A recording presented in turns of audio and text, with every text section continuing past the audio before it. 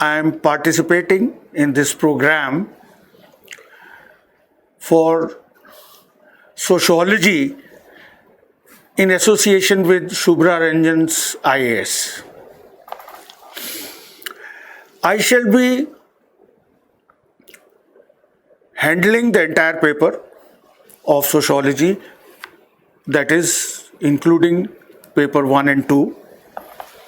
Now, today in this introductory talk, I want to briefly talk about what is expected of the students and how we are going to go about running our program. See, the basic purpose of this program is to help students become good examinees, that the civil services exam which you are appearing for, taking or which you are appearing for, demands that in your optional you should be able to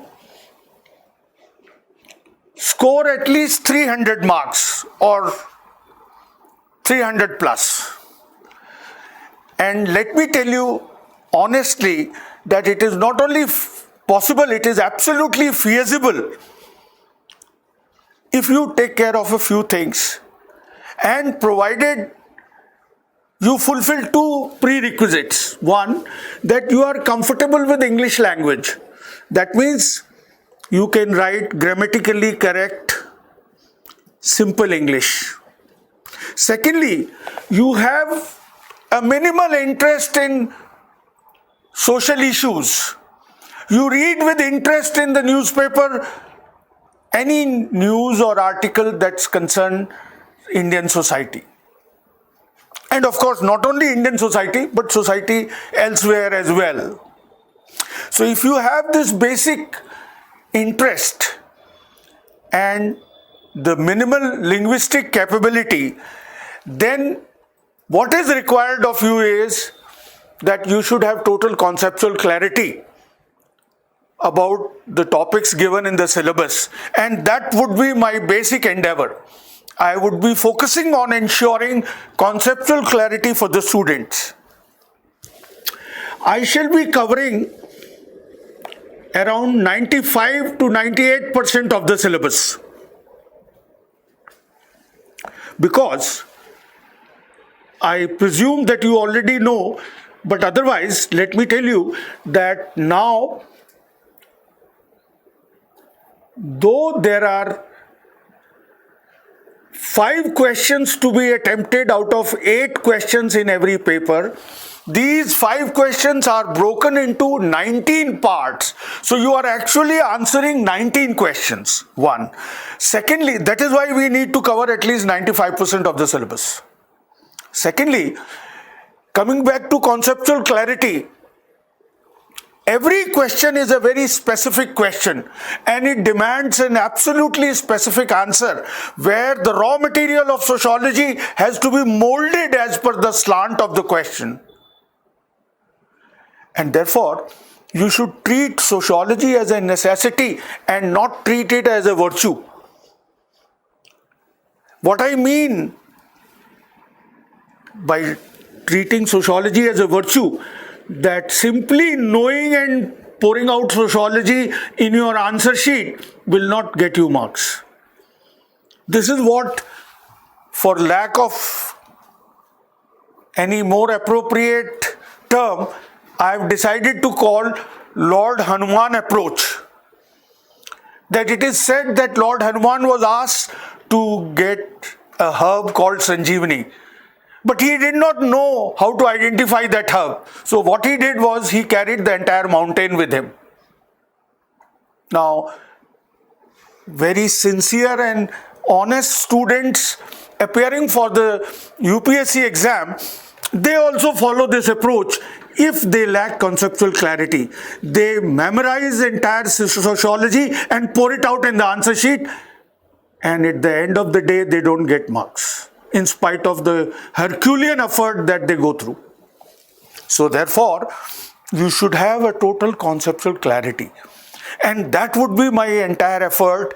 And it is only for that reason, in the course of this program, every lecture would be followed by an hour-long question-answer session where I'll clarify all your questions through a live video. Now, besides this, students who come to seek admission with us, they sometimes ask certain questions. Some of the oft repeated questions I would mention here and would like to answer it for you. Now, the questions which are often asked, first of all, they ask me, is sociology a scoring subject? Let me clarify on this that sociology never scores. It is the student who scores. If sociology itself was scoring, then everybody would score very highly. So, what kind of students score?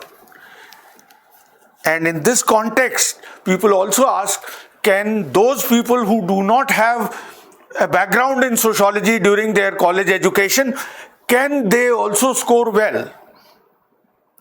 Such students may include engineers, doctors, or chartered accountants, and so on. Now, as I said, that it is the student who scores. And if the student has conceptual clarity and an ability to write grammatically simple English and know how to organize their answer, and how our answers are to be organized would definitely be explained to you in the course of this program. So if they practice enough of answer writing, they can certainly score. I have been teaching for last 40 years. I started my teaching career for civil services guidance in 1981. And since then, not even once did the topper in my class who scored maximum in sociology was ever a sociology student. Now, the reason being that sociology students are overloaded with the content of sociology without conceptual clarity. That is often the case. So, conceptual clarity is what is going to get you marks, what is going to help you cross the 300 limit. Now, for scoring well in sociology, you do not have to read too many books. But whatever you read, you should read it carefully and make sure that you understand. And if there is anything you don't understand in the question and answer session that we will hold from time to time, you can ask all your doubts from the books as well. Now,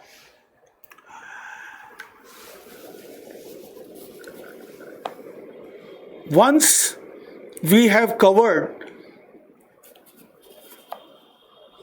some syllabus, I shall hold a special lecture with you where I would explain to you how to organize your answers. I call it preparing thought frameworks, and I would expect that you would religiously practice thought framework making at least for half an hour a day once we have discussed the method of preparing thought frameworks. Another aspect which is important for scoring well in the exam is that you should write your answers contemporaneously.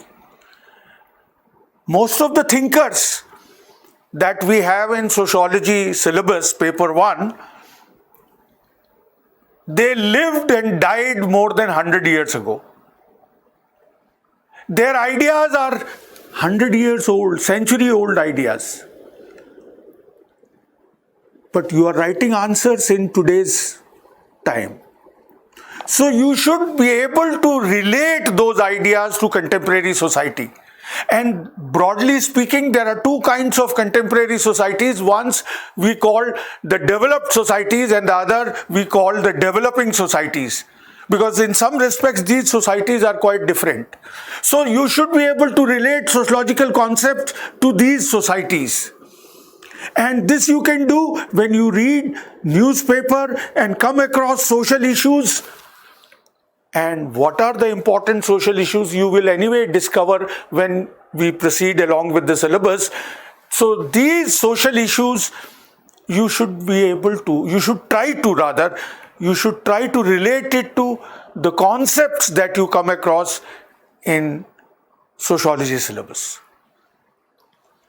To give you an example, in one of the years, they asked a question on religion. It was related to one of the thinkers, that is Emil Durkheim. The question was,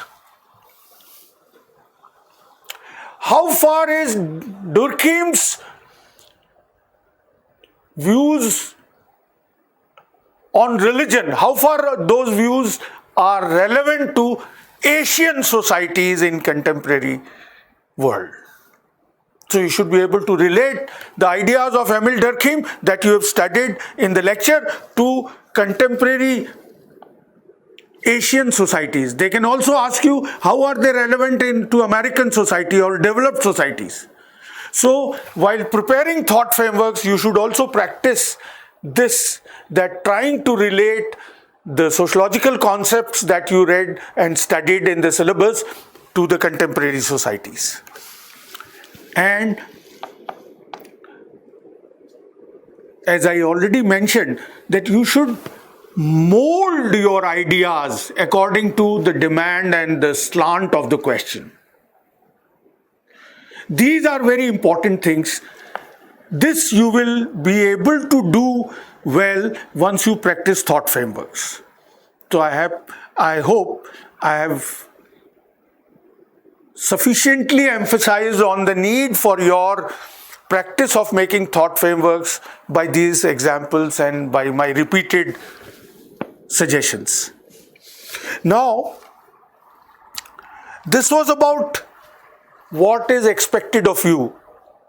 Now, briefly, I should also tell you what I am going to do in the course of this program. Broadly, I have divided the two syllabi of paper 1 and paper 2 into 90 lectures of 2 hours each. Roughly 45 lectures would be given to paper 1 and 40 to 45 lectures may be given to paper 2. In fact, paper 2 is very easy to understand and to cover in the class also once we have done justice to paper 1. Now, I would first give you the breakup of the topics on paper 1 and also simultaneously tell you how many lectures would be allocated to that and what source you have to read it from besides the lectures and the study material that we shall supply to you. So, starting with paper 1, the first paper 1 has 10 units. Unit 1 is about the discipline. Now, I shall devote 2 lectures to Unit 1. One more thing I would like to say here, that I shall not follow the sequential order which is given in the syllabus. Rather, we would adopt a sequence that is more logical and is good or better for students' understanding, and a list of topics in the sequence in which they would be taken up would be given to you in advance when we start with our program. So coming back to Unit 1, as I said, I would devote 2 lectures, and as far as the reading material is concerned, you should first read it from the material that is supplied by us, by the Shubhra, Ranjan IAS.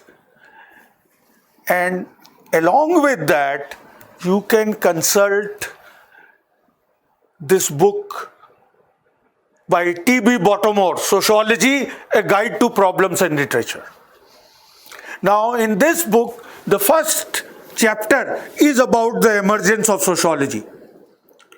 Why I said that you should not read it before the lecture? Because the language used in this chapter is a little difficult language and you may have a little problem. It may scare you that sociology is such a difficult thing to understand. That's not the case. So first you understand the topic through the class lecture, and after that you can back it up with a reading which will give greater facility to you in writing answers. Now, there is another chapter in this, sociology and its relationship with other discipline. That also has to be read from Bottomore. The third part of this unit is sociology and common sense. For that you have to rely only on our material and lecture. Then we come to Unit 2, and the heading for Unit 2 is Sociology as a Science. For this, you have to rely on class lecture as well as the study material that we supply to you, and we would be devoting 3 lectures to this topic. This topic consists of parts: scientific method and its critique, theoretical strands for research methodology, positivism and its critique, fact value and objectivity, and non-positivist methodologies. So all this topic would be covered through 3 lectures. Then Unit 3 is research methods and analysis. For this you have a very good book, Haralambos and Holborn, Sociology, Themes and Perspectives. You have to read chapter 14 of this book, 14th chapter. The title of that chapter is Methodology.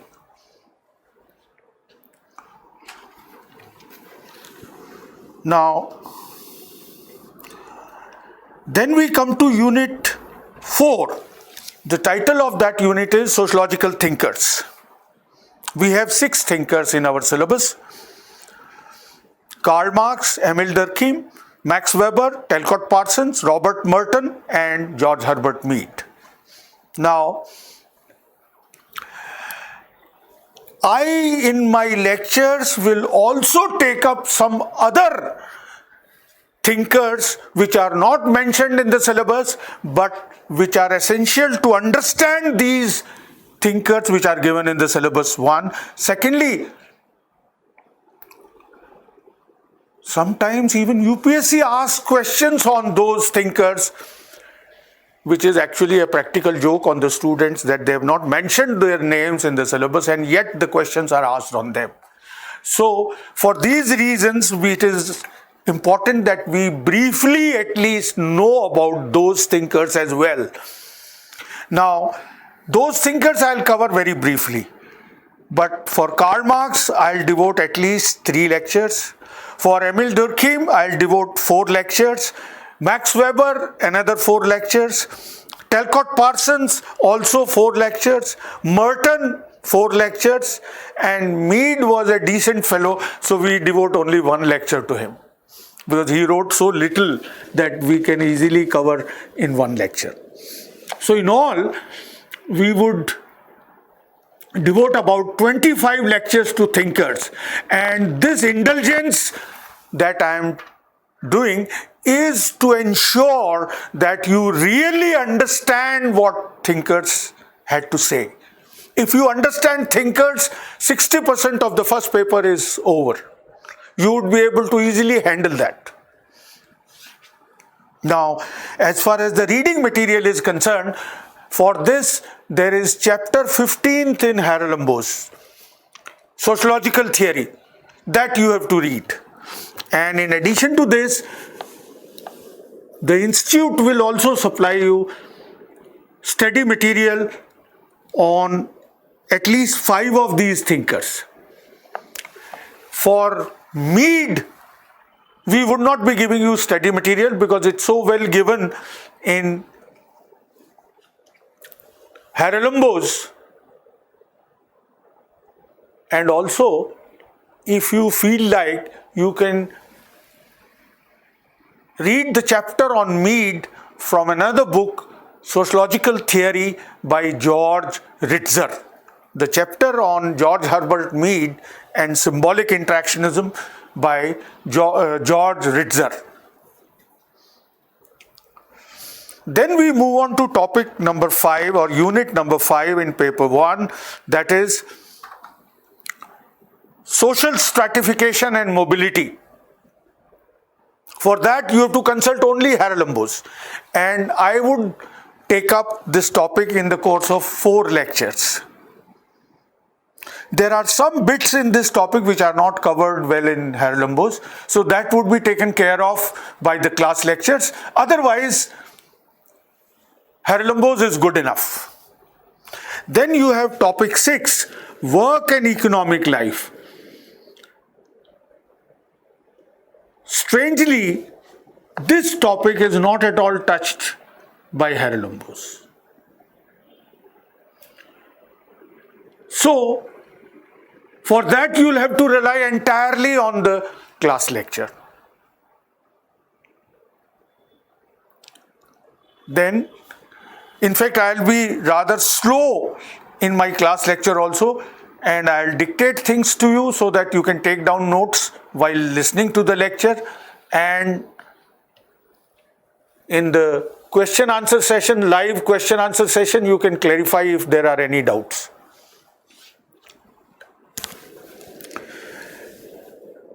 Then we have unit 7. It's called Politics and Society. This topic is a little long one, given the fact that there are 4 parts to this unit and so many concepts have been included in it.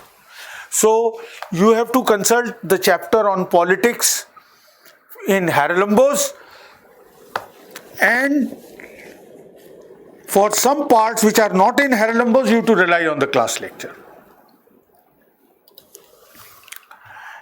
Then we have unit 8, Religion and Society. For this, Haralambos and class lecture together are good enough. You will get almost everything in Haralambos chapter on religion. Some bits and pieces here and there would be taken care of by the class lecture. Then you have unit 9, Systems of Kinship. And for this, we will devote 3 lectures, and you will consult the chapter on family in Haralambos. Then you have unit 10, the last unit. The title of this unit is Social Change in Modern India. Now, for this, unfortunately again, Haralambos ditches us. He has not devoted a chapter to this topic. So, you will have to rely on study material given by the institute, and also you will have to consult one of the booklets of Indira Gandhi National Open University IGNOU MA program. That IGNOU MA program booklets are very important for the second paper, because very unfortunately we do not have a book like Haralambos for the second paper. So this is about paper 1.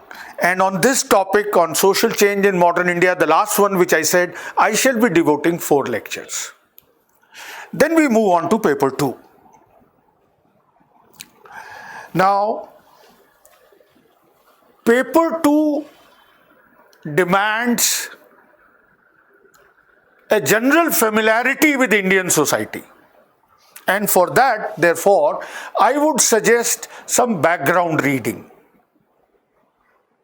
I did not suggest a background reading for the paper 1, although sometimes students ask whether they should read NCERT. Well, it's very simple and easy to read and understand book, or rather books. If you do go through it in the beginning, there is no harm, but it is also not mandatory. Because the level of questions that are asked in the UPSC are of BA Honours Sociology level rather than school 12th or 11th standard sociology. So therefore, as a beginner, if you want to start with something easy, then you can read NCERT. It would do you no harm. But for second paper after NCERT, you have to read this book, Society in India. Now, Society in India looks a little frightening because it has about 600 pages. But as you would start reading, you will find it immensely readable. It is not a difficult book to understand. There is a small nuisance which you can handle, that there are too many names of the sociologists mentioned in the course of what Mandelbaum has to say. Just ignore the names and read this book before we start our second paper, and particularly those who are taking the exam in 2022, they have ample time and they should read this book slowly and carefully to understand what he says about India. Try to form a general image of Indian society in your mind. Particularly, this is important for people who are from engineering, medical or other streams and who have not had sociology in their college education. Now, then this book is a little dated book. This book was written in the 60s. This book tells you only about traditional Indian society. To make it more contemporaneous, to make your knowledge about Indian society more contemporaneous, there are 2 other books I suggest. One is Changing India by Robert Stern. It's a small book, but every line of the book is relevant. You have to read it slowly and read it to understand. And similarly, there's another book by John Rees and Amrita Sen, that is India, Development and Participation. These are also contemporaneous, though unfortunately they are not as contemporaneous as we would like them to be, because now we are talking in 2021. These books were published in 2003 or 2005. So they have already become dated, but that's among the latest books which are available. And most of the issues that we are facing today also existed when these books were written, and therefore they would be good enough to sensitize you about issues related to contemporary Indian society. And mind you, this reading is not only for sociology. This reading will build a very good background in your mind to handle essay paper. Because in the essay paper, generally there are 1 or 2 essays about society in India, including Indian politics like democracy in India. So these books would also enable you to write your essay better. So it's an investment worth making. Do give a reading, especially those who are taking the exam in 22. They have so much of time at their disposal that they should go through these books carefully. That will improve the quality of answers not only in the first paper, not only in the second paper, but even in the first paper. Now I come to the specific topics in paper 2, and I should tell you how am I going to go about it and what you should read for each one. Now, the organization of paper 2 is different from paper 1. They have divided firstly paper 2 in 3 parts, A, B and C. Then each part has different units. Part A has 2 units, Part B has 6 units, and Part C has 7 units. So we'll take up each one of them. So coming to Part A, Unit 1. The heading of Unit 1 is Perspectives on the Study of Indian Society. And there are 3 perspectives they have mentioned: Indology, Structural Functionalism and Marxist. Now, I shall devote 2 lectures to these 3 perspectives, and for this you have to rely only on the study material that we shall provide to you. And here I would like to point out that the third perspective, Marxist Sociology in India, by A.R. Desai, that is, they have specified the name of the sociologist who has adopted Marxist perspective for the study of Indian society, that is A.R. Desai.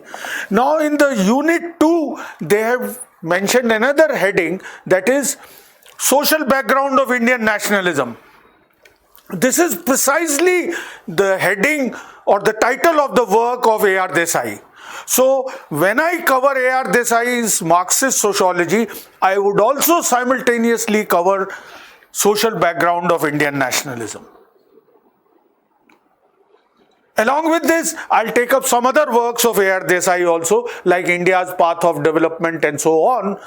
But this topic, social background of Indian nationalism, would be covered along with the first unit. Then we move on to Unit 2 of Part 1, Part A, that is Modernization of Indian Tradition.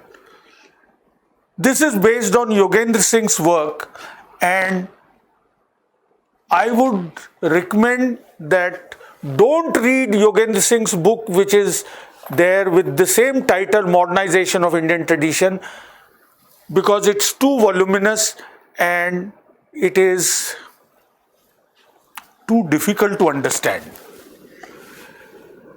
He is actually, you would notice this when you compare India Development and Participation by Amrita Sen and Modernization of Indian Tradition by Yogendra Singh.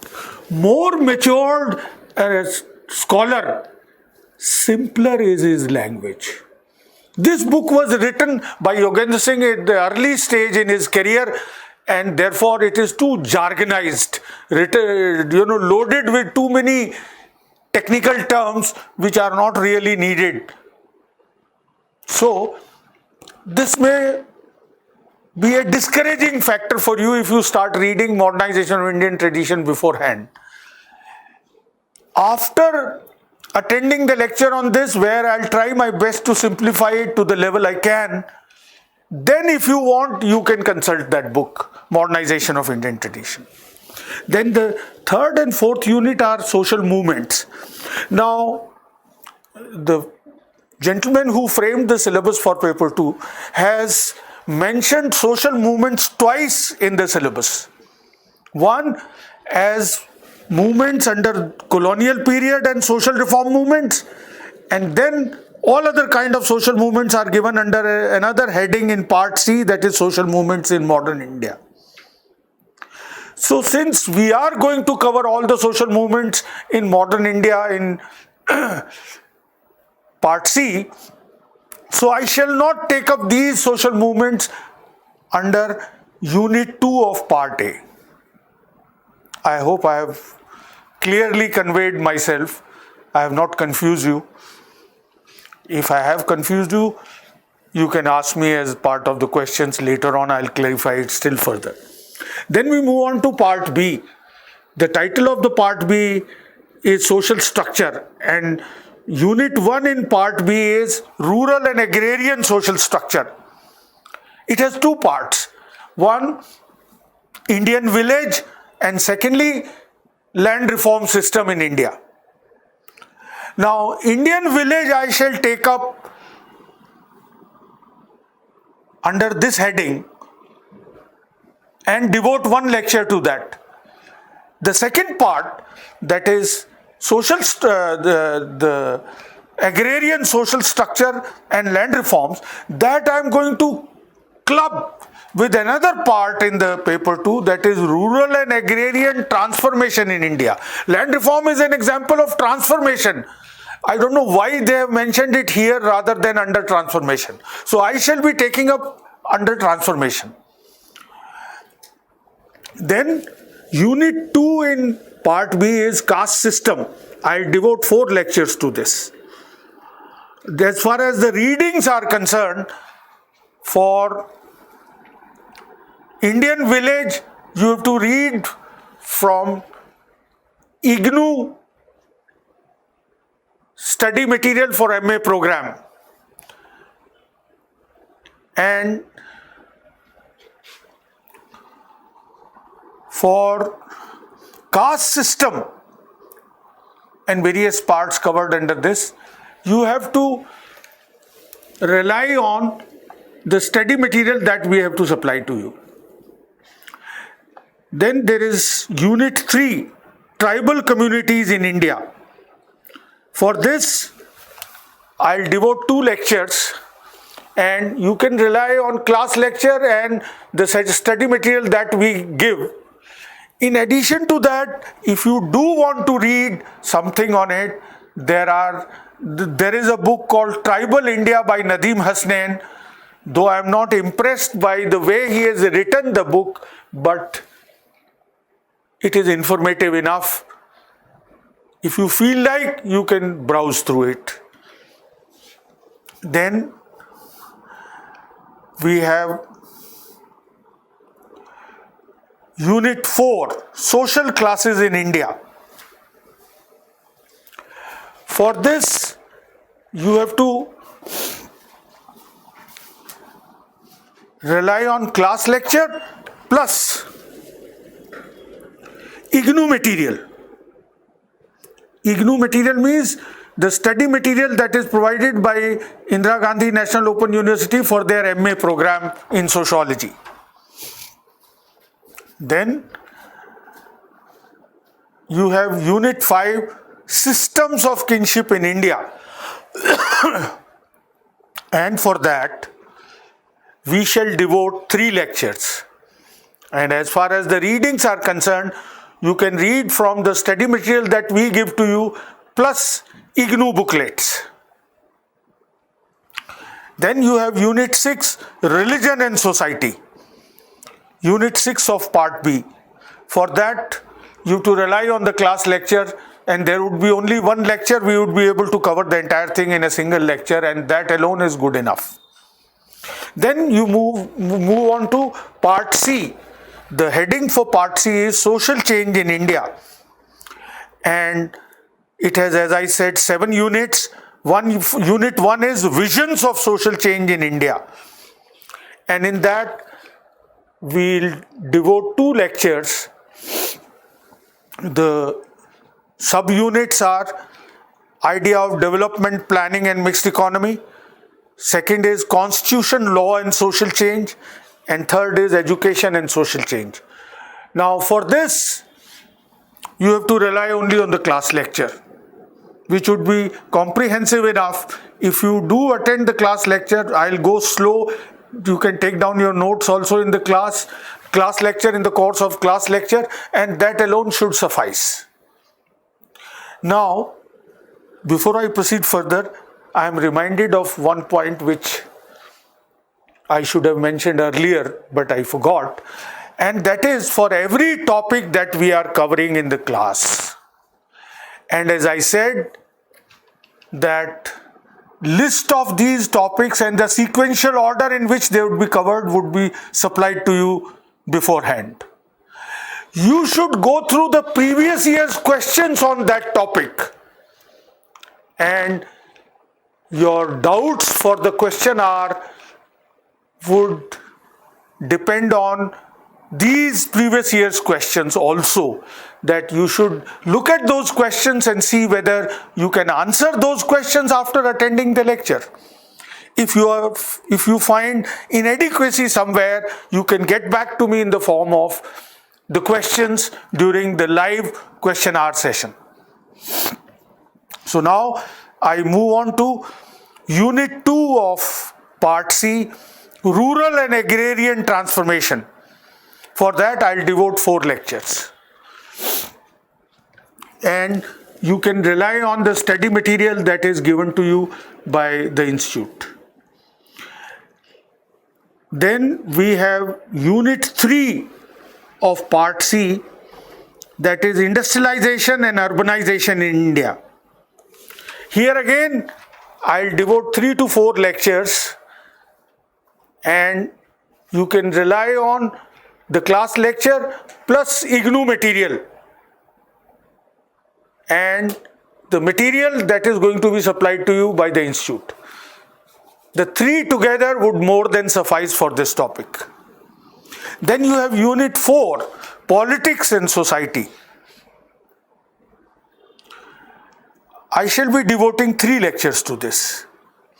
And there are some bits that I will be skipping here.